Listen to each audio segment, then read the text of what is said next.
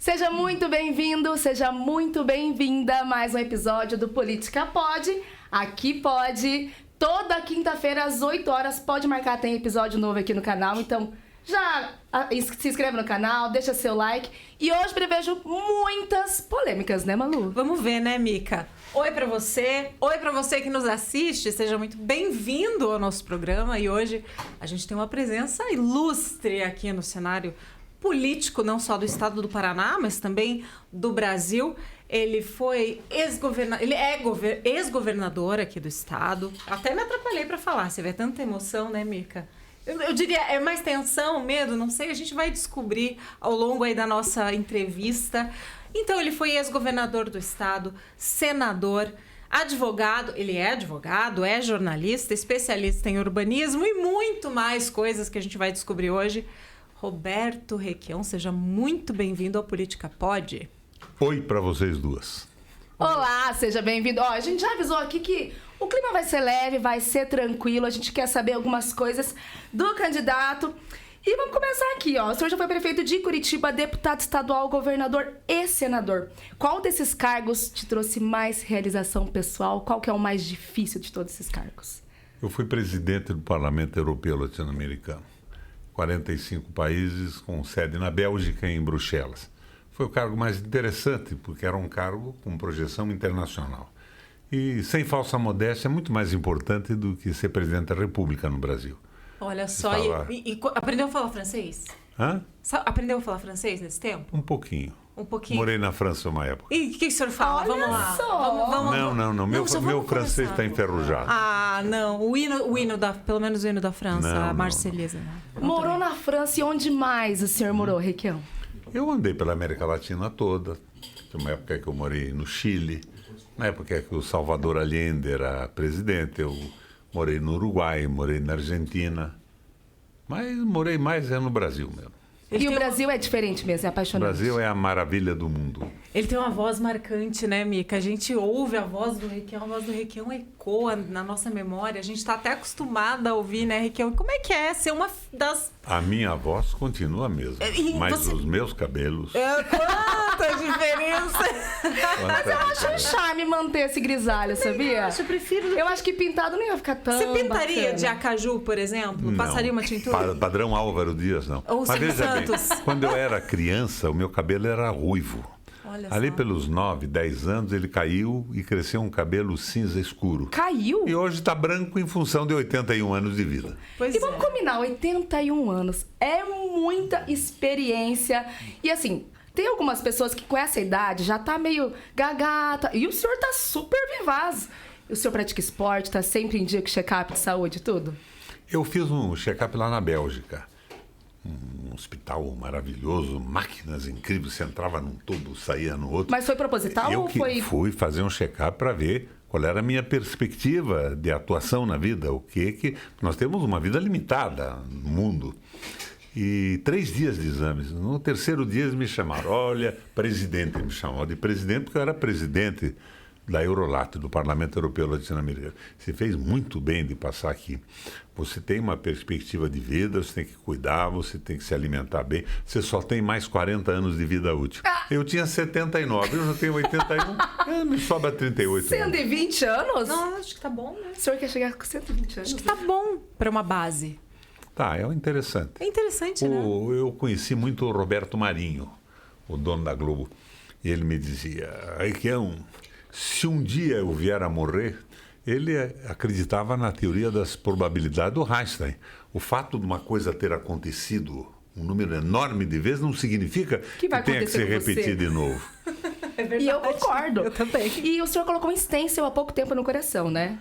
Com? Um stencil no coração. Sim, coloquei. E um pouquinho disso foi estresse e carboidrato. O senhor é Claro. fã número 1 de carboidrato? É o problema, estresse, carboidrato. Estresse por aborrecimentos pessoais. O carboidrato se transforma num cristal. E daí você tem que tomar algum cuidado. Eu consultei meu cardiologista, que é um cara porreta, é um cardiologista gaúcho que estudou em Curitiba e era o diretor clínico do INCOR, em São Paulo. Ele me disse o seguinte: Requião, você não precisa fazer nada.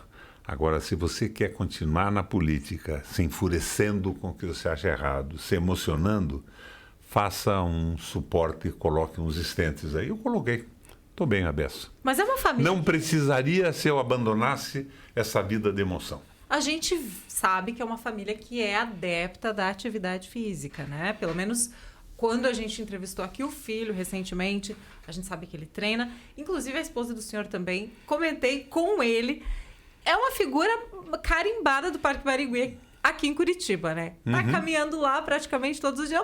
Eu mesmo encontro com ela, às vezes, eventualmente. Uma simpatia. Com a dona Maristela, né? Dá tchauzinho pra todo mundo, é simpática, sorri. Ela monta... Contrário do marido. Eu diria não o contrário do marido, mas assim, ela segura bem o papel de esposa. Quanto tempo do de Roberto casados Requião. já? Hã? Quanto tempo de casados? 52 anos. E qual Eu não sei segredo? se isso é uma fidelidade absoluta ou se é falta de imaginação e criatividade. Mas estou casado com a mesma mulher há 52 anos. E moro há 44 anos numa casa do BNH que eu comprei lá atrás. Você veja, e eu fui governador 3 vezes, presidente do Parlasul, do Parlatino, do Parlamento Europeu Latino-Americano, governador do Estado 3 vezes. Eu nunca me incomodei com o problema de riqueza pessoal. A vida na Terra tem um limite. E se você se dedicar estupidamente ao poder e ao dinheiro, você vai conseguir ser enterrado na avenida principal do cemitério. Mas você não deixa Nada mais que isso, né? Você tem que ajudar a transformar o mundo, melhorar a vida das pessoas. E é o compromisso que eu tenho com o povo do Paraná, do Brasil, com meus netos. O seu pai, gêmeos. o Os seu pai era gêmeos. médico, né? E também foi prefeito em Curitiba. Meu pai era um médico que trabalhava segunda, terça e quarta-feira de graça para o pessoal da periferia. Ele achava que a medicina era uma missão. Foi prefeito, foi vereador, começou como vereador lá atrás, e ele abandonou a vereança o dia que votaram uma lei imoral para favorecer um grupo de ônibus, de bonde na época. Ele foi embora. Se eu não estou aqui para participar de patifaria, desistiu daquilo. E eu me inspirei nisso. Mas não é o meu pai que me inspira na política apenas. O meu trisavô foi o lugar-tenente, chefe militar da Confederação do Equador, do Frei Caneca, lá atrás. O meu bisavô fundou o primeiro partido operário do Brasil. Ele era um sergipano, formado em Recife e com uma profunda participação em Córdoba, na Argentina, na faculdade jesuítica. E esse partido foi fundado em Curitiba, no Rio de Janeiro, em São Paulo e em Porto Alegre. É o primeiro partido operário. E meu pai era um militante social, e meu avô também, que era o pai do meu pai. Então eu sou geneticamente de esquerda. O que é a esquerda? Eu me preocupo com os mais pobres, com a vida, e quero dar um sentido social à minha vida. Eu estava lendo aqui, a sua avó materna era de Prudentópolis, filho de baiano, e sua avó materna de Guarapava, filha de gaúcho com alemão. E o que você falou, né? O seu avô sergipano e a sua avó materna era paterna italiana. O quanto dessa riqueza cultural você consegue passar para os seus netos? Minha avó materna, a mãe do meu pai, ela nasceu no Brasil 15 dias depois do nono e da nona chegarem da Itália. Chegaram pelo nosso litoral, para o Porto de Cima. Ela chamava-se Joana D'Agostini Tadeu. Porque é uma Agora, mistura, né? a mãe da minha mãe já chamava Luzia de Abreu Kainert. Era filha de alemães. Alemão, italiano e português tem, né? Índio, negro, português, espanhol. Eu sou um brasileiro, mestiço. E da onde vem toda a fama de bravo? A fama de bravo dos adversários. Eu sou muito bravo com ladrão de dinheiro público, com político picareta, com sem vergonha. Eu sou um sujeito extremamente cordial com todo mundo. Mas você se considera, assim... Bravo? Um pouco sangue da verve, assim? Com o horror, sangue com o quente? roubo, com a patifaria, eu me enfureço. Mas com o povo, não. Eu sou extremamente gentil com as pessoas. E o que te tira do sério, não no contexto político? Tirando essa parte Pessoalmente falando. no Nada. dia a dia. Nada me tira do sério. Mentira. Eu, na verdade, sou um brincalhão. Estou sempre fazendo uma piada, uma brincadeira. Agora, o roubo do dinheiro público me tira do sério. Eu fico enfurecido. O pessoal entra na política para ficar rico, sem nenhum espírito público, sem nenhuma identidade com o povo, sem nenhuma solidariedade com as pessoas. E é isso que está faltando no Brasil. Esses políticos do liberalismo selvagem são terríveis. Eles não têm nenhuma relação com as pessoas no mundo. E contra esses eu me revolto. Como se revolta o Papa Francisco, Jorge Bergoglio, que é um cara porreta. Perfeito, gosto dele também. E como é que o senhor fala de construção de relacionamento com as pessoas, né? O senhor acabou de dizer, esses políticos não têm relação com as pessoas. E como é que se constrói essa relação com as pessoas? Você constrói com a identidade, com a solidariedade, com a visão social do mundo. E o senhor acha que hoje está mais difícil de construir essas relações depois que a gente acabou mergulhando nas redes sociais, que as relações acabaram ficando um pouco mais frias, é tudo muito ali pela internet? Sem dúvida, Malu. As redes sociais esfriaram um pouco. Tem gente que não tem um amigo próximo, né? Mas tem uma relação pela internet com o mundo, ou seja, não tem com ninguém. E o senhor prefere como? O ao vivo ou o virtual? Na rede social? Na vida. Na vida eu prefiro ao vivo. É. E quem é Roberto Requião nas redes sociais? Consegue se virar? Tá antenado? Hã? Faria uma dancinha no TikTok? Manda figurinha no WhatsApp ou não manda figurinha? Não, manda não, né? Não. E o que você acha de quem manda figurinha? Não você acha meio bobo? Dou muita importância pra isso. Não, mas figurinha quebra o gelo. Eu mando muito. Cara, a galera tá ali num Ela fervo, salva. assim, você manda uma figurinha ali. Não presto muita atenção a isso. Tem que prestar. Eu soube que você perguntou para um entrevistado teu se ele mandava nudes. Perguntei. Para mim, você não pergunta isso. Será que eu posso perguntar? Eu respondo de uma forma que você não vai gostar. Então, melhor não. Não, então tá. O senhor já mandou nudes? Não. Nunca? Nunca. Não. Zero Não. possibilidade disso. Mas a resposta desaforada seria a seguinte: você me pergunta, Requião, você manda nudes? Eu não, mas recebo o seu. Mas eu não mandaria pro senhor, né? Com certeza, né? Olha, o candidato é pisciano, nascido dia 5 de março. Pisciano? Não parece, né? Não, ele é emocionalmente objetivo.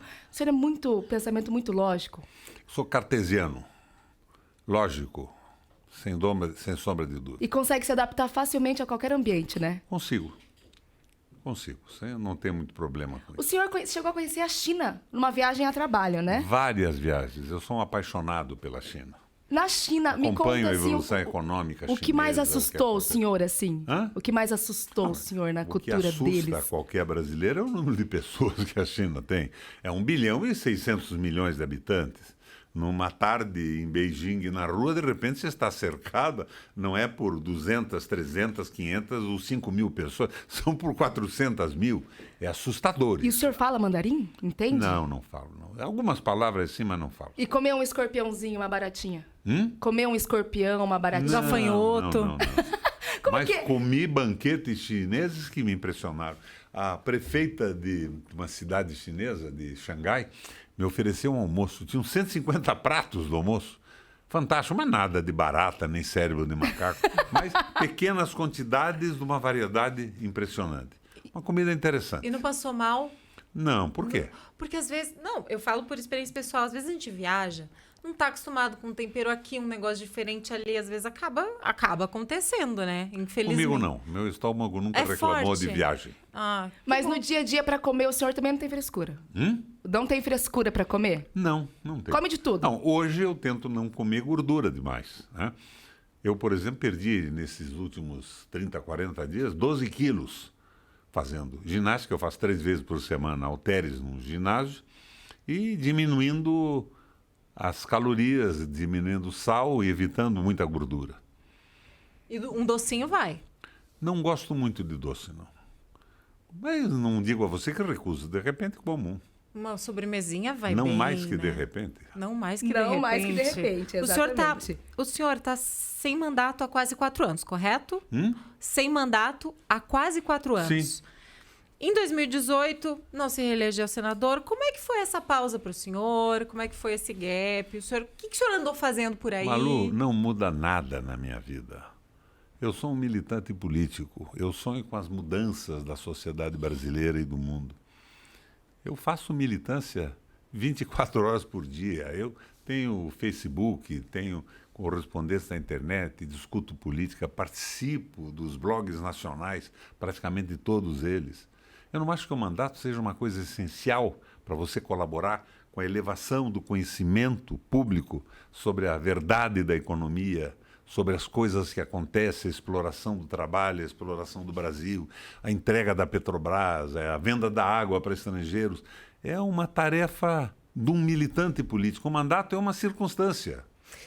Não altera a minha participação. Perfeito. Explica pra gente o que na visão do senhor é Porque hoje o termo militância, ele tá um assustador um pouquinho... pouco, né? Ele tá gasto, vamos dizer assim, certo? Entre aspas.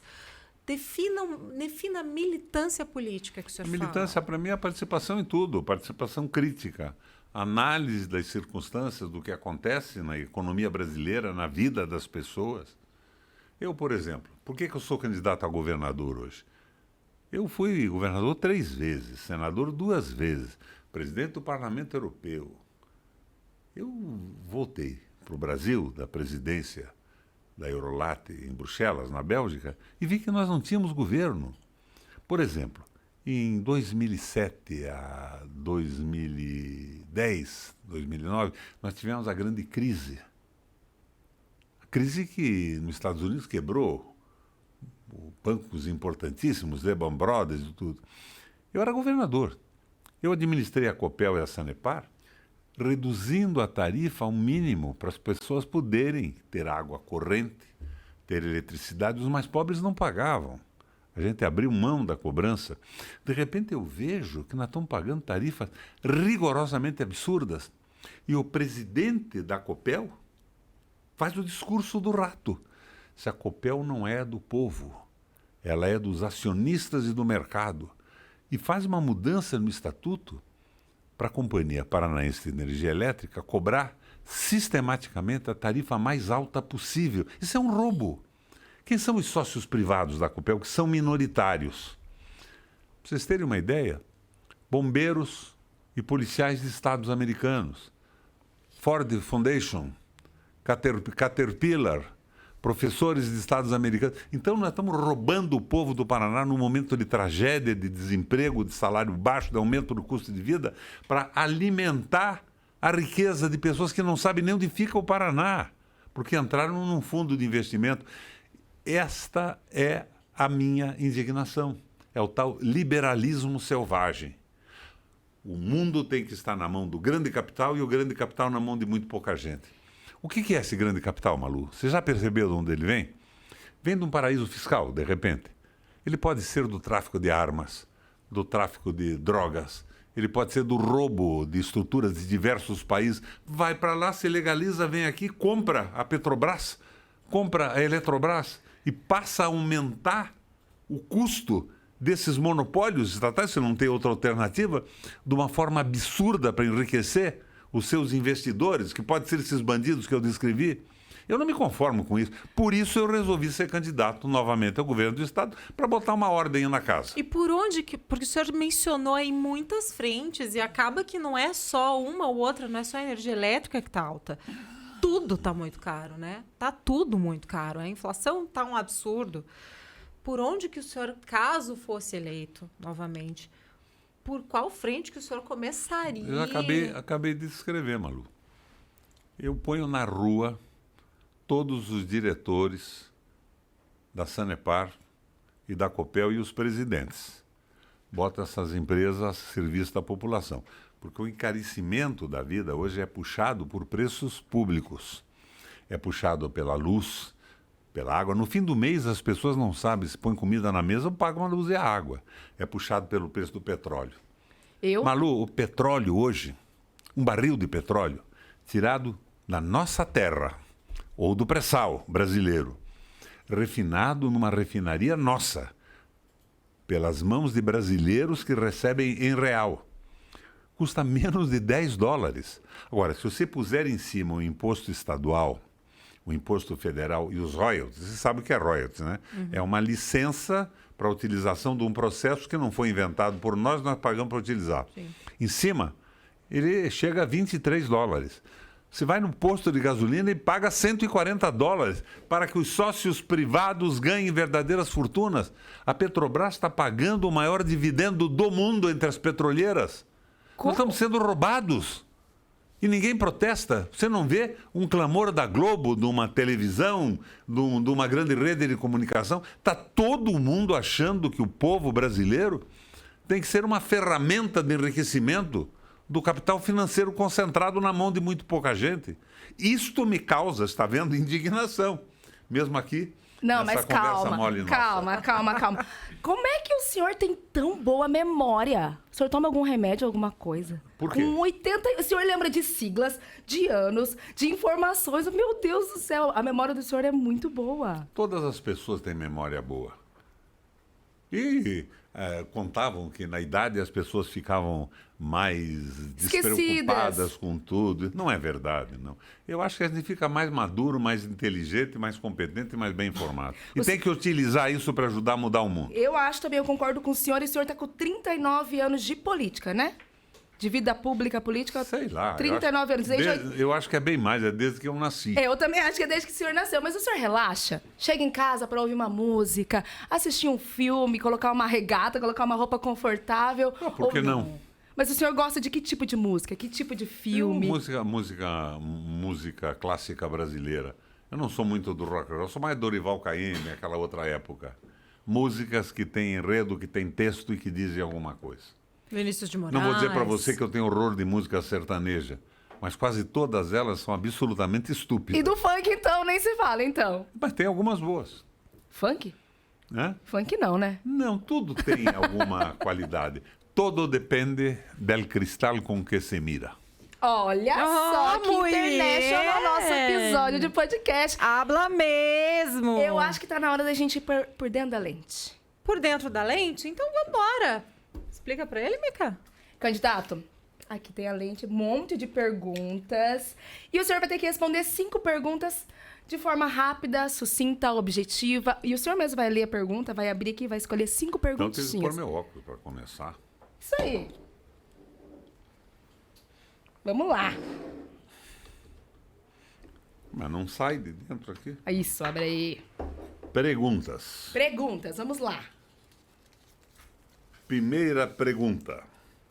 Se você pudesse passar uma hora conversando com qualquer, quem seria? Sobre o que vocês falariam? Olha, eu digo a vocês que hoje eu não tenho apreço especial por celebridades. Mas um sujeito que me chama a atenção, apesar de ser argentino, é o Jorge Bergoglio, o Papa Francisco. Eu tenho uma fascinação pelas O senhor não conhece ele posições pessoalmente firmes. ainda? Eu já vi em Buenos Aires, ele era um peronista meio à direita e se transformou num Papa progressista. É um ser extraordinário. Mas vamos lá. Segunda. E falaria sobre o que com ele? Falaria sobre a economia do mundo, a exploração dos povos, a concentração de poder e de dinheiro, que tem que ser interrompida. O Papa propôs antes de ontem a taxação dos lucros das grandes empresas, das grandes fortunas, para acabar com a miséria do mundo. Ele está preocupado com o mundo concreto. Ele é demais mesmo. Qual é a viagem dos seus sonhos?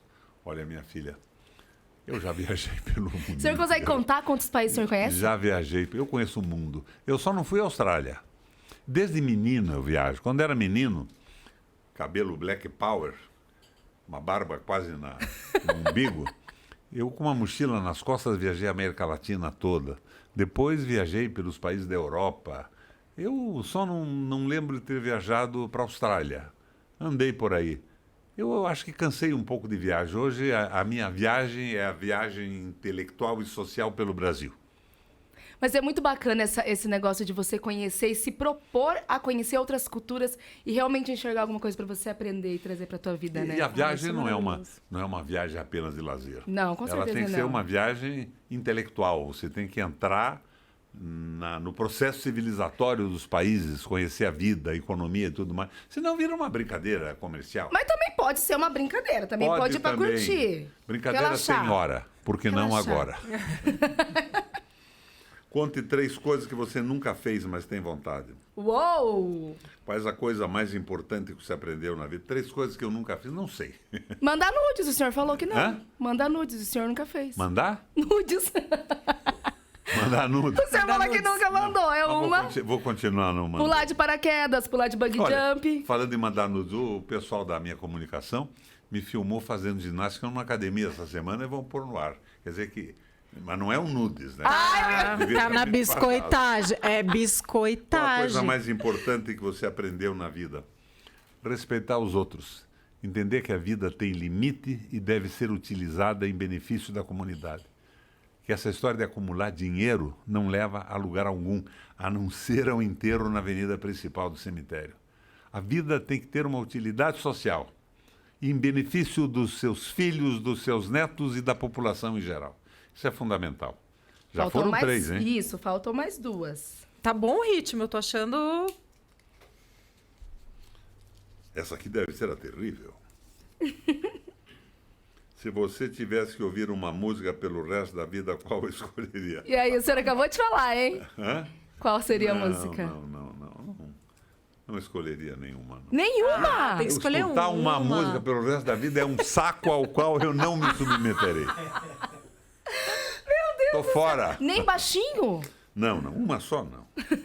Variedade, diversidade. O que você gostaria de fazer todos os dias de sua vida, mas não consegue? Eu faço o que eu Tudo. quero, o que eu penso. Não tenho limites. Não vai falar que queria dormir mais? É isso que Hã? eu tava pensando. Eu ia Dormir perguntar, mais. O senhor, não o senhor Foi dorme o 5, muito suficiente? bem. Acabou os 5. Não tenho nada que eu queira fazer que eu não faço. Então, na sua vida, tudo o senhor já realizou? Ou tem alguma coisa que ainda não realizou? Eu acho que você tem coisas para realizar a cada momento que eu estiver vivo. Eu quero participar da mudança social para melhor da minha cidade, do meu estado, do Brasil e do mundo.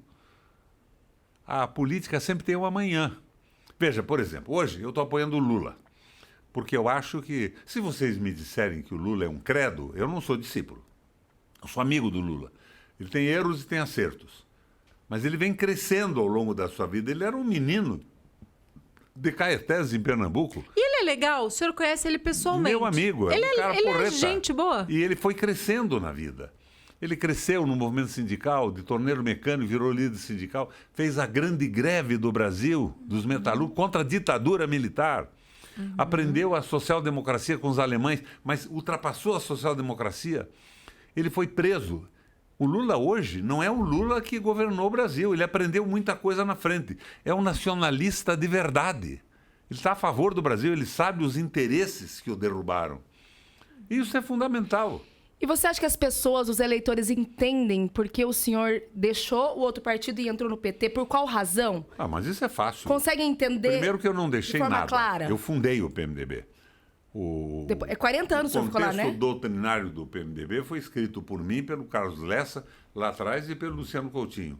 Eu era o filiado número 1 do Paraná. Foi o PMDB que saiu de mim. Virou uma banca de negócio de um grupo de picaretas que trocam apoio ao rato por benesses pessoais, secretarias, empregos, emendas. Uma vergonha total. Eles não são mais ligados à população. O senhor acha que alguma coisa ainda caracteriza aquele PMDB lá da Eu acho fundação? que você encontra alguma coisa daquele PMDB. Nós estabelecemos, ô Malu, eu redigi esse parágrafo. O PMDB é o partido das classes populares, das mulheres, dos funcionários públicos, dos despossuídos, dos marginalizados. O PMDB é o partido desligado das decisões do grande capital. Você veja, bem na linha do Papa Francisco hoje. O capital é bom. Se ele traz para uma cidade uma empresa com a tecnologia que não é conhecida, se ele paga salários bons para as pessoas trabalharem e evoluírem com as suas famílias, mas ele não pode dominar o mundo. O que a Bíblia diz? Não se pode servir a Deus e a mamon. O que é, Mica? A mamon. Mamon na Bíblia. A riqueza, É uma palavra o dinheiro. hebraica. Quer dizer dinheiro. Não se pode servir a Deus e ao dinheiro, ao Estado e ao dinheiro. E o senhor concorda com O isso? governo não pode ser feito por ratinhos, por Bolsonaros. Tem que haver uma ligação das pessoas com o mundo, com a solidariedade com os outros. Isso vira uma brincadeira. E esse PMDB saiu de mim. Então eu entrei no PT. O PT é perfeito? Não é, Não nem é. eu sou perfeito, e nem vocês duas. Temos erros, mas vamos reconhecer os erros para não repeti-los. Eu acho que o Lula hoje é a esperança do Brasil. Me dizem, não, mas o Lula vai salvar o país. Depende muito de nós todos. Agora, ele é uma etapa que tem que ser vencida, porque senão nós caímos nesse liberalismo selvagem que o Papa condena, a escravização do povo, a instrumentalização das pessoas como se fossem máquinas, usadas enquanto têm vida e depois jogadas num canto de um armazém sem direito algum, sem aposentadoria, sem educação, sem saúde. Não é possível isso. Nós temos que corrigir esses rumos do capital financeiro que pode ter origem no crime organizado, no narcotráfico, no roubo de países inteiros, do comando do mundo. E eu estou nessa luta. Quando que surgiu essa admiração ferrinha pelo Papa? Porque eu vejo que o senhor fala muito com propriedade de uma admiração gigante por ele. Não é admiração, é consideração e respeito. A prática é o O senhor é critério da católico? verdade. Eu gosto do Papa pelo que ele diz, pela sua prática. O senhor é católico? Minha mãe era presbiteriana, meu pai de uma família católica que construía igrejas. Eu fui formado numa visão cristã da vida. Eu fui jornalista na faculdade católica e no meu curso de jornalismo eu fiz teologia. Esse aspecto iluminado que vocês veem Não é só o grisalho. Não é o branco. estudo de teologia É que eu uma fiz. aura. Eu quase vi uma auréola lá em cima. Quase. A gente fala assim do Mas sagrado. veja bem, eu não sou um praticante religioso, mas eu acho que o cristianismo evoluiu do ponto de vista ético e moral. Graças no ao mundo. Papa. Maravilhoso. Esse Papa está dando um salto para Um frente. salto, mas graças ao evoluiu ao Papa, longo também do concordo. tempo. Se você me perguntar, mas você é cristão da época da Inquisição? Deus me livre e guarde. Não é isso? Mas a ética e a moral têm crescido com as igrejas, e a Igreja Católica está dando exemplo no mundo isso. Com todos os atos que o Papa tem cometido. É um Papa porreta. Eu digo sempre Porreta. brincando, apesar de ser argentino. E a gente agora não tem como não falar recente a morte da Rainha Elizabeth II, que é uma figura também, né? A gente está falando de Papa, já que estamos falando de Papa, de figuras. O senhor chegou já, conheceu Londres, já deve ter ido para Londres algumas vezes, Claro, né? muitas vezes. E como é que, na visão do senhor, como é que o senhor vê essa devoção, assim, dos súditos? Eu acho uma estupidez. Verdade! Agora eu quero entender. né? Estupidez, é a divinização de pessoas. A Rainha Elizabeth tem qualidades, tem defeitos. Que tal a Rainha Elizabeth mandando bombardear a Argentina na Guerra das Malvinas?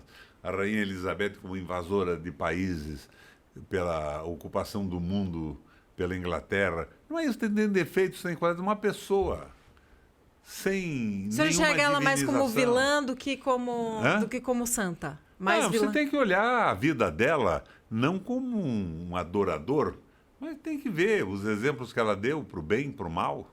O senhor acha que se o senhor tivesse nascido na família real, o senhor ia conseguir se adaptar àquelas regras todas? Hã? Eu não. Eu também acho que não. Nada. O senhor tem uma irmã. Eu tenho uma irmã. Uma irmã, só uma irmã. Eu tenho uma irmã e tenho 2 irmãos. Ah, vocês são em 4, Nós então. somos em 4 em casa. Não, 5, porque eu estou vivo também. Eu tenho 2 irmãos e uma irmã. São os 3. São Lúcia, Maurício, o Wallace, Eduardo e eu. 5. 5 irmãos. Eu acho muito bacana. 4 irmãos eu tenho. Mais eu. São em 5 5 com o né? senhor. São em 5. Você acha que a política é viciante? Que quanto mais o senhor vive na política, nesse meio, mais é difícil de sair? Não, você fala da política eleitoral, dessa picaretagem. Não, de conhecer mesmo. Não, eu acho que a vida é viciante. Eu aprofundei o meu conhecimento em economia e sociologia, em relação entre países no mundo. Avancei muito nisso. Isso é um troço bacana. É bacana Mas não é um mesmo. vício. É um enriquecimento cultural. E o senhor cobra isso do seu filho? E Hã? dos seus netos? Bom, meus netos têm 7 anos, eu não cobro nada. Do seu filho? Do Que tenha Maurício. mais enriquecimento. O Maurício vai bem, ele está intelectual. crescendo. Ele tem evoluído de uma forma extraordinária como deputado. E segue os caminhos da família. Intolerância absoluta com a corrupção e a visão social, de identidade e solidariedade com o povo. Senão a política não serve para nada. Mas rolou uma pressãozinha para ele ser político também? Eu não. Não, ele inclusive foi para Brasília, estudou direito, abriu um escritório e de repente ele veio para cá e se candidatou a deputado. Ele não queria nada com isso, mas foi movido à indignação também. O senhor tem alguma mania? Hã? O senhor tem alguma mania? Mania? Roer a unha, morder a pontinha da caneta. Não. Nenhuma? Não, conscientemente não. Conscientemente. Bruxismo, deve ter bruxismo. Hoje é um mal que eu acho que todo mundo sofre, né? É verdade. Quanto mais gente eu falo, gente, todo mundo tem bruxismo hoje em dia. E o senhor é a favor, eu estava vendo aqui nas pautas, das câmeras nas fardas policiais. Claro. Pois Como então, nos Estados Unidos. Ela Como nos Estados protege o Unidos. policial, que não vai poder ser incriminado por algo que não fez, e protege a população. São Paulo colocou as câmeras. 87% dos problemas desapareceram. E 37% das famosas resistências de pessoas admoestadas pelo policial desapareceram também. Defende o policial, defende o povo, é fundamental a câmera. E eu acho que quem diz que não concorda com a câmera deve ser um canalha perfeito ou um idiota completo. Eu acho que justamente pela questão da proteção do próprio agente de segurança, também, né? É inclusive, interessante. né? E da população. É. Hoje Você tem vê como uns... diminuiu? 87% caiu de problemas. É Eu não tive fundamental. acesso a esses fundamental dados, mesmo. mas eu sei que assim tem um outro lado desse aspecto também que não deixa de ser interessante, por que não? Mas aí eu não sei até que ponto a gente invade uma questão legal ou não. Fato é que isso dá muita audiência, não sei se o senhor já viu. Tem uns vídeos do pessoal, justamente dos agentes, que usam essas câmeras e fazem perseguições de moto. Esses vídeos têm uma audiência gigantesca no YouTube, daquelas perseguições. Engajamento. Sim, mas daí é a audiência policial da tenda. É a mesma coisa. Mas Sensacionalismo. Então, hoje tem canais que usam esses... Sim, sim. Mas eu acho interessante, também é um outro Sem aspecto. dúvida alguma. O vídeo protege o cidadão e protege o policial correto. E você acha que hoje, vamos falar de Paraná ou vamos falar de Brasil? Vamos falar de Brasil em termos de segurança. Eu acho que hoje o Brasil e o Paraná, com essa visão do liberalismo selvagem, eles querem uma polícia agressiva para ser jogada em cima de movimentos sociais, de profissionais, de funcionários públicos e trabalhadores que brigam pelos seus direitos. Eles querem escravizar a população. E a polícia tem que ser preventiva. E a polícia está cansada, militar tem né? que ser uma polícia preventiva, polícia civil investigativa. Agora, a polícia está sim. massacrada. Tá cansada. Com 3, 4 jornadas de trabalho e subpaga. Exato. É uma coisa incompreensível na cabeça de um Ratinho e do Guedes. É uma tolice total, é um despreparo absoluto. Eles querem privatizar a polícia, a saúde, a educação, os hospitais, as escolas. Eles enlouqueceram em cima dessa bobajada. Falar de hospital, saúde. O senhor tomou vacina da Covid? Tomei 4. Tomou as 4? Tomou 4 e pegou bastante Covid também, né? Hã? Não, na 4ª da Pfizer, eu tive uma reação levíssima. Eu fiquei me sentindo mal, mas sem problema de febre, de oxigenação, de nada. Mas fiquei 2 dias abatido. E como é que foi na pandemia? O senhor ficou isoladíssimo em casa? Eu fiquei isolado. E deu pra ficar? Não Fiquei enlouqueceu? isolado. Não, a internet está aí para você se comunicar com o mundo. E o senhor na internet tem Instagram, tem Facebook, tem Eu faço Face e faço... FaceTime, né? O senhor fala. O Twitter. Basicamente. Instagram, não? Facebook e Twitter. Não, o meu Face é ligado ao Instagram. Posto alguma coisa no Face, mas eu não sabia até outro dia nem como entrar no Instagram. E agora surgiu o Duplicam. Você pode filmar, você aparece na câmera dianteira e pode usar a traseira. Eu posso conversar com vocês duas aqui. A minha fotografia ficará pequenininha em cima ou grande. E vocês na pequenininha ou na grande. É um troço bacana. Surgiu aqui no Paraná há uma semana. E olha que tem também um negócio de você mandar foto e sumir, igual tinha no Snapchat, né? Snapchat, O senhor pegou a parte que... Quando a televisão foi inventada, né? Na década de 50. E como é que é na mente do senhor ver todo esse processo, desde quando inventaram a televisão, depois veio a internet É internet incrível, é uma evolução rapidíssima, a tecnologia que corre. E comercialmente, né? comercialmente. Esse aqui é um telefone da Apple 13 Pro Max. Já custou uma fortuna. Eu estou com ele porque ganhei de presente. Eu não pagaria nunca o preço Ô, disso. presentão, Mas eu hein? soube que Tô hoje já aceitando esses lançaram- amigos, hein? Já lançaram o 14. Já. É claro que é uma jogada comercial, não tem sentido. E pararam isso. de fabricar o 11, que é o meu modelinho. Pararam de fabricar. Já pararam. Então, tudo Agora, se torna veja, obsoleto muito o rápido. Apple aqui no Brasil é famosíssimo, mas o telefone mais usado no mundo é o Samsung da Coreia do Sul. Que inclusive tem essa dupla câmera automaticamente. Eu Você já não tenho uma precisa dificuldade colocar. com o Samsung. Eu também. O teu No Apple. iPhone, aham. Então, diz que tem essa coisa, né? Quando você é de quando você do Android que fala, né?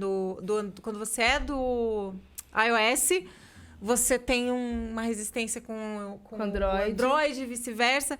Eu tenho uma dificuldade enorme com o Samsung, apesar de achar a câmera deles muito boa. Quando o senhor ia viajar, o senhor tirava bastante foto?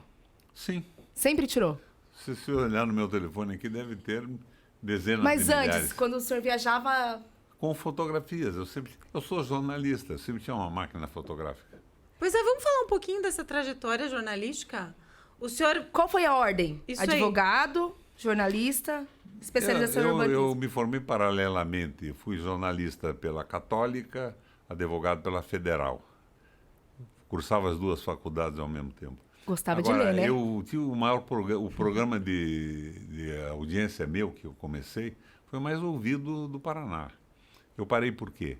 Porque eu era muito duro no programa. Foi no rádio? Eu chamava de rádio, na PRB2. PRB2 foi a segunda rádio do Brasil. Paraná Brasil 2, a primeira rádio nacional.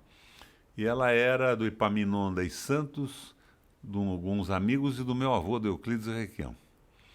Mas eu, quando entrei lá, eu não conheci meu avô, ele morreu antes de eu nascer, não era deles mais. Depois, posteriormente, o Roberto Demeterco comprou essa rádio e doou para a Cúria Metropolitana, já é da igreja hoje.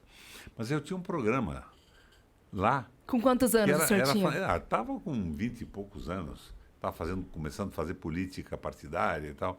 E era absolutamente sensacional, mas eu era processado todo dia, eu nunca fui condenado. Mas como eu jogava muito duro, a canalha se revoltava contra mim. Tipo o Eu parei Alborguete, o porque senhor cansei era? daquilo. Tipo Hã? Alborguete? Eu nunca fui canalha. Eu Mas bravão, assim. Fazia um programa sério. O Alborguete fazia uma chantagem na rádio. Eu só escutei falar Ele também, tinha porque eu não conhecia um muito. bate-pau que fotografava homens com namoradas em motéis, depois ameaçava pôr no ar, pedia dinheiro e tudo isso. Esse esquema era um esquema antigo. Olha, eu não sabia. Eu não sabia disso também. Essas histórias do Alborguete, hein? Mas o Alborguete é impressionante como ele, por conta de ter se tornado um meme, ele ainda faz muito sucesso, não só aqui, mas no Brasil todo, né? A Eu figura do processei Alborguete. o Alborguete, mas como ele morreu, ele me devia um processo alto de 1 milhão e pouco. Eu achei que a família dele não teria nada com a canalice que ele fez comigo e que fazia. Então eu deixei de fazer a cobrança. Mas parece que o filho dele está fazendo a mesma coisa agora, né? Eu não O sei. mesmo tô tipo sabendo. de jornalismo. Eu também não tô sabendo. E Mas eu abri mão da execução. Nossa, você não gostava dele. Qual Então acho que a gente pegou no assunto, pesou o Qual é o clima. veículo que o senhor mais gosta, que tem mais identificação? Identificação rádio, TV, jornal impresso, web jornalismo. Eu não leio jornal mais, é web jornalismo. O jornal acabou no mundo. O senhor acha isso? Acabou. Logo um jornalista falando isso. Os pequenos jornais escritos nos municípios ainda têm validade porque as pessoas gostam de anunciar os seus produtos e ver impresso. Então eles sobrevivem. Mas você veja, a Globo acabou, o Estadão não tem tiragem, o Globo Nacional não tem tiragem, já está tudo na internet. Hoje, qual o senhor acha que é o veículo mais confiável? No Brasil? É. Nenhum, é tudo comércio. O senhor Então- acompanha algum canal do YouTube, algum... Não, eu vejo de uma forma diversificada o que aparece e me interessa no momento. E o que parece interessa no momento? A política, a Meu crítica Deus. econômica. Eu vejo. Nada pra desligar, assim, nada pra relaxar, dar uma risada. Casimiro, você já viu o Não, Casimiro? Ah, o Casimiro é sensacional. É ótimo. Na academia eu faço. Veja, amanhã, por exemplo, tem academia. Mas como eu vou viajar para Pato Branco amanhã, eu não vou poder fazer, não tenho horário. Ai, que pena, né? O senhor gosta Vou muito. compensar com uma caminhada no meu bairro lá. E o senhor vai de avião? Vou de avião. E tudo bem? Não Avião tem... de carreira. É de boa? O senhor é de boa com andar de avião? A gente sempre faz essa pergunta aqui nesse Eu podcast. ando bem. sem Ah, ele problema. vai pro mundo todo. É, mas... Tem que ser, né? Como é que você acha que eu viajei pelo planeta? Não, acredito que o senhor Não tenha ido foi de de avião. trem. Mas nem sempre é tranquilo, né? Tem É, tem podia. gente que tem trauma e tudo não, mais. Não. Tenho não. Já pegou turbulência daquelas pesadas? De cair Muita. mal? Eu acho que a turbulência devia, inclusive, ser remunerada. É o prazer do voo e a sensação de um bumerangue, de um... É uma delícia maravilhosa. E quando arremete, assim, não é ótimo? Nada É uma de sensação problema. incrível, Eu tô né? de cara. O senhor é assim. A hora que eu tiver que morrer, eu vou morrer. Tá tudo bem, eu tenho que passar por isso, vou passar. É assim mesmo que o senhor leva a vida. Eu tô que nem o Roberto Marinho. Se um dia eu vier a morrer...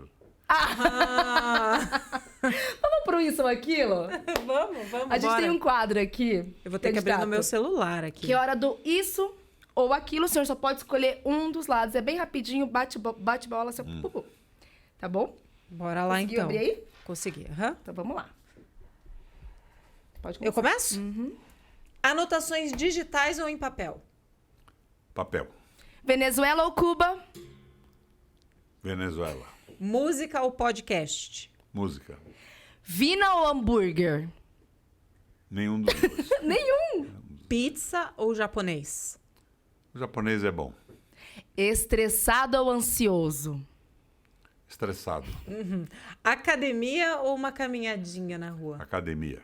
Cerveja ou vinho? Vinho. Whisky ou cachaça? Cachaça. Sono leve ou sono pesado? Pesado. Reclamão ou mandão? Eita! Sei lá. Pergunta pra minha mulher isso, não pra mim. Whatever. Nas viagens, se aventurar ou apenas relaxar? Como? Se aventurar ou apenas Aonde? relaxar nas viagens? A viagem é para conhecimento, é aprofundar. Então, relaxar nem pensar, né? Não. E na hora de se vestir, um look mais sóbrio ou um look mais simpático? Eu sou admirador de camisas jeans azuis. Adoro! Inclusive- Custam R$ 80 cada uma, são confortáveis, são de algodão. Super Não me casual. incomodo muito com roupa. E o senhor usa Inclusive- sapato? Deixa eu ver. Ai, tá de teninho, bonito. Inclusive, o filho dele também só tá sempre de camisa jeans, né? Isso aí ele herdou do senhor, né? Uhum. Sempre de camisa jeans, super confortável. É o look oficial, né? Pois é. E o senhor conta pra gente sobre as expectativas com a vida pública. Ainda existem, não existem mais, já enterrou? Como é que é? Existem expectativas de você continuar trabalhando para melhorar a sociedade, o mundo, o Estado. Mas não são indispensáveis na ação política. Hoje você pode fazer muito mais que um deputado pela internet. Tua opinião vai muito mais longe do que um deputado que fica aí ridiculamente comercializando carguinhos e emendinhas ridículas. Até por isso, o senhor acha que na eleição esse ano vai ser um pouco mais difícil? Alguns candidatos que serão eleitos serão somente pela internet, por visualização? Olha, isso virou uma patifaria total. Eu sou candidato pela Frente Esperança, PV, PCdoB e PT. Eu tenho comigo cerca de 84, 85 candidatos a deputado estadual. O Ratinho adquiriu, saibam vocês como, por aluguel, por compra, por doação, vários partidos, todos os partidos, eles têm 854 candidatos.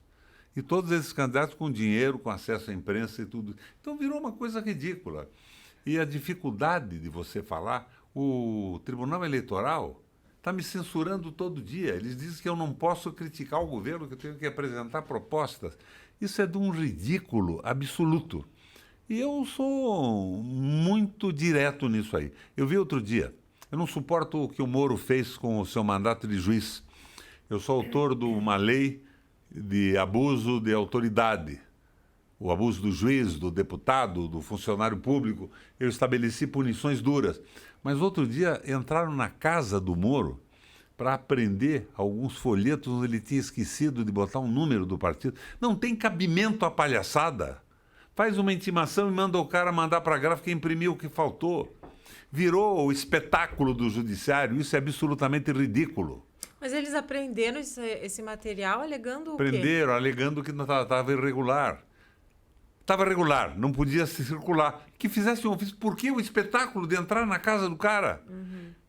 É a barbaridade que o Moro fazia com os outros. Mas eu fiquei revoltado com o que ele fazia. Ele foi um juiz absurdo.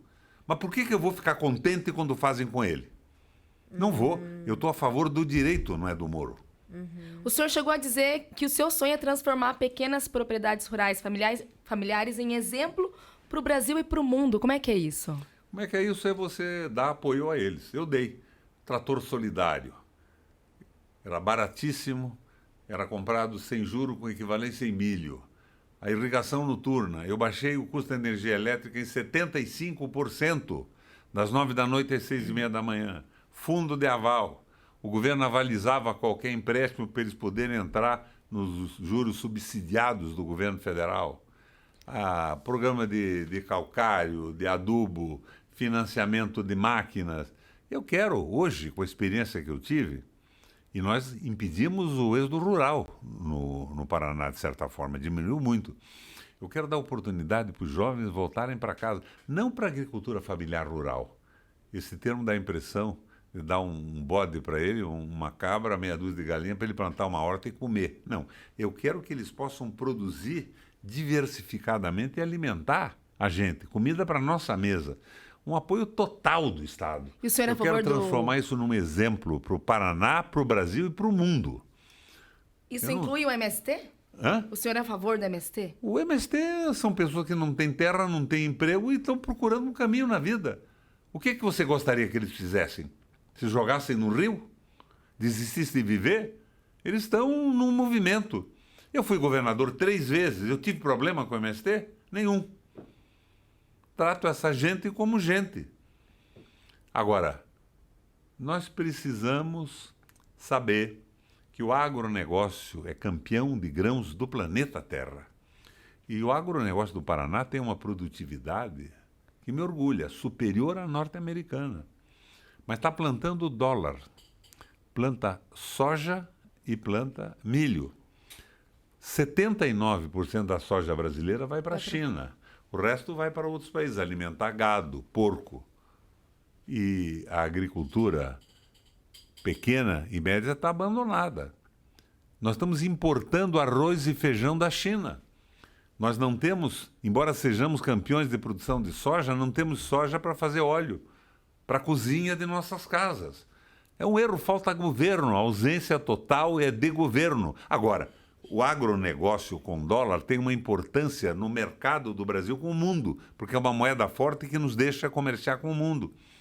Mas é 7% do produto interno bruto brasileiro. Não é tudo o que dizem. É importante. Eu governei com eles. Quando eu fui para a China, para o Japão, eu levei esse pessoal para facilitar e abrir caminhos de exportação. Mas nós temos que entender que o Brasil tem que comer. E não come soja, isso é ração de bicho. E no mundo todo, como é que eles veem o Brasil? Hã? No mundo todo, assim, onde o senhor passou, como é que Antes eles enxergam o do Bolsonaro, Brasil? nós éramos vistos com admiração e respeito. Hoje, com horror. O Bolsonaro é ridículo. O que o senhor acha do... Vou fazer uma pergunta polêmica, vou fazer, vai, já que o fogo já está pegando. O que o senhor achou da situação ali no 7 de setembro, o famoso imbrochável, o senhor chegou a ver? O presidente Bolsonaro Eu vi na televisão, chamando... né? Ele é imbrochável, né? Isso. Diz que é... Coisa absolutamente ridícula para o presidente de um país, no dia da independência. Precisamos mandar esse pessoal embora de uma vez. O senhor faria um discurso desse, assim, tão aberto, tão, né? O senhor faria um discurso assim, absolutamente insuportável a burrice deles, a mediocridade e tudo mais. E utilizou o 7 de setembro para fazer um comício. Não era um respeito à pátria, era um comício eleitoral. E o senhor descansou no 7 de setembro ou trabalhou? O senhor descansou esse 7 de setembro? Ele nunca No descansa. 7 de setembro eu estava em Guarapuava. E estava frio lá? Estava frio. Estava frio. Numa reunião com candidatos nossos lá. Perfeito. Agora, em Guarapuava, eu fui no hospital. Isso que foi feito depois de mim.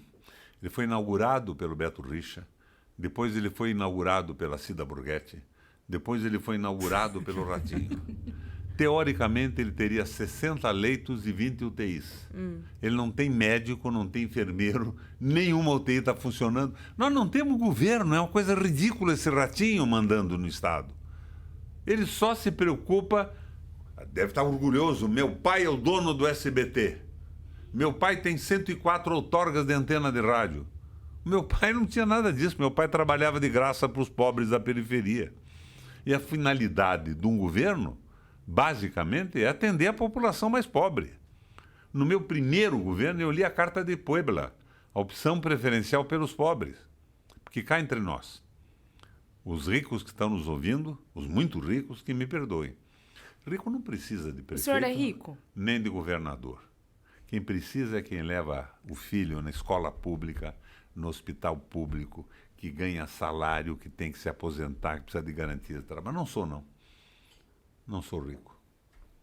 Eu queria saber... Mas também não sou miserável. Tá? Isso aí, isso daí. Eu acho que a maior riqueza que o senhor tem tá aqui, né? Porque o senhor viaja o mundo todo, conhece um monte de lugar que, olha, eu achei magnífico. Eu sou não o sabia cara que foi governador 3 vezes e mora numa casa do BNH há 40 anos, 44 anos. Quando o senhor fala casa do BNH, é uma casa do BNH É uma de mesmo? BNH, não é de conjunto, eram feitas na cidade, é melhorzinha. Isso mostra que eu não estava interessado em ostentação. Eu viajei muito pelo mundo, meus filhos conhecem o planeta comigo, vocês entrevistaram outro dia aqui, o Requião Filho, né, o Maurício, que é meu filho. E ele faz o mesmo com os filhos dele, está fazendo campanha, leva os 2 gêmeos de 7 anos. É. Então, a gente está chegando perto do fim do nosso programa. Eu queria perguntar uma hoje. coisa, só pra quebrar o gelo. Vai. Não vai ficar bravo comigo. Eu não. Não fica. Explica pra gente a situação engraçada da Mamona junto com o Lula, assim. Explica de uma forma assim. Mamona. É engraçado, não foi engraçado? O Lula abriu um leilão de um campo de petróleo e eu não concordava com aquilo. Eu achava que o petróleo, como acontece com 80% do petróleo do mundo, tem que ser dos estados para melhorar a vida do povo, não pode ser entregue a grupo de pessoas para enriquecerem, explorando com o preço alto os usuários do combustível. Eu estava falando com ele e eu vi Foi em 2007? um vidrinho do lado dele. Daí, uma hora ele me disse, Requião, você veja, isso vai acabar um dia, é um combustível finito e tal. E eu vi o troço de mamona, peguei uma mamona e pus na boca a mamona. E disse para ele, olha, eu como essa mamona, mas o petróleo vai continuar sendo importante por muito tempo. Mas o senhor sabia que era Mamona? Eu nem me lembro se eu sabia ou se eu pensei que Na era... hora ele falou bem assim... Pensei que "Tem era... toxina." Pensei que Você era... cuspiu. Posso ter pensado na hora que era uma sementinha salgada. Mas veja, mamona era produzida no Paraná. O Paraná era o maior produtor de mamona do mundo. E eu, quando era guri, eu pegava a mamona num terreno baldio do lado da minha casa... E fazia guerra. Com um canudinho de bambu, sentava lá atrás do colégio estadual para soprar na orelha do pessoal que estava na frente. Eu sei exatamente o que é isso. Mas o que faz com Mamona? Mamona se faz toxinas. Ah, tá. E tem possibilidade de fazer óleos também, que podem servir para a saúde. A toxina da mamona é terrível, porque ela O senhor não aplicada numa pessoa não tem antídoto, ela vai morrer. Só que para você ter um grau de toxina tem que ter uma quantidade brutal de mamona. Mas deu uma dorzinha de barriga ou não? Não deu uma dorzinha de barriga no senhor? Não, eu não comi. Então mordeu, né? Eu nem mordi, eu pus na boca para Só encher o experimentou. saco do Lula. Caramba, que papo bacana, né, Malu? Muito bom, muito bom. O senhor está sempre convidado aqui a voltar ao nosso Política Pode. Foi uma conversa muito bacana. A gente vai abrir o microfone para o senhor poder mandar aquele recadinho para o pessoal que está assistindo a gente. Quando é que vai pro ar esse nosso programa? Vai toda quinta-feira. Não sei se nessa próxima. Vai nessa. Vai nessa já, né? Inclusive, o senhor é supersticioso? Então, quero aproveitar a conversa nossa para convidar quem está nos ouvindo no dia 17, que é um sábado, para ir bater um papo comigo e com o Lula na Boca Maldita. Eita. Nós vamos fazer um comício e vamos conversar sobre o Brasil e sobre o Paraná. Aí Fica sim. aqui o meu convite, nós vamos estar lá. Show de bola. A partir das Escutaram, 9 né? horas da manhã estaremos lá. Show de bola. Ó, aqui no nosso canal, Você pode acompanhar todas as nossas entrevistas com candidatos e toda quinta-feira, 8 horas, tem episódio novo. Caramba, que entrevista bacana, candidato. Sério, eu não esperava que fosse tão legal. E se o senhor quiser falar mais alguma coisa? Tudo bem, estou satisfeito e impressionado com as duas meninas. Muito obrigada, seja sempre bem-vindo. Obrigada, Mica. Eu que agradeço, Malu. E até a próxima. Um abraço para você. Tchau. Tchau, tchau.